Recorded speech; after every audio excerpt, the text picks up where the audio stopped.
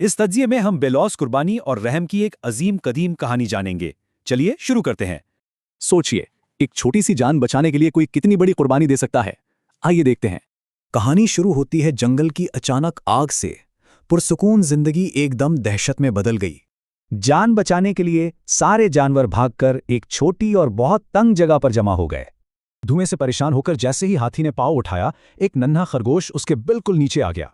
हाथी को वो पहले नजर नहीं आया, लेकिन पांव वापस रखते वक्त अचानक किसी नरम चीज का एहसास हुआ। उस छोटी सी जान को कुचलने से बचाने के लिए हाथी ने अपना भारी पांव हवा में ही रोके रखा।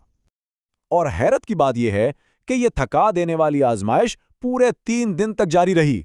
वो दर्द बर्दाश्त करता रहा जब तक आग बुझ न गई और खरगोश वहां से महफूज निकल न गया। अपनी शदीद तकलीफ के बावजूद एक मासूम जान बचाकर हाथी को अजीब सुकून और खुशी महसूस हुई। लेकिन इस हैरत अंगेज सब्र के बाद सवाल यह पैदा होता है कि आखिर आग बुझने के बाद क्या हुआ? उसका भारी जिस्म बुरी तरह अकड़ चुका था। वो बेबस होकर गिरा और दर्दनाक अंदाज में उसकी जान चली गई। लेकिन सच्ची हमदर्दी कभी जाया नहीं होती। कर्मा के निज़ाम में ये एक नए सफ़र का आगाज़ करती है। बिल्कुल, इस अजीम नेकी के इनाम में वो हाथी अगले जन्म में राजकुमार मेकुमार के रूप में पैदा हुआ। जरा सोचिए, अगर एक छोटी सी नेकी जन्म बदल सकती है तो हमारे आज के फैसले कल क्या नतीजा लाएंगे।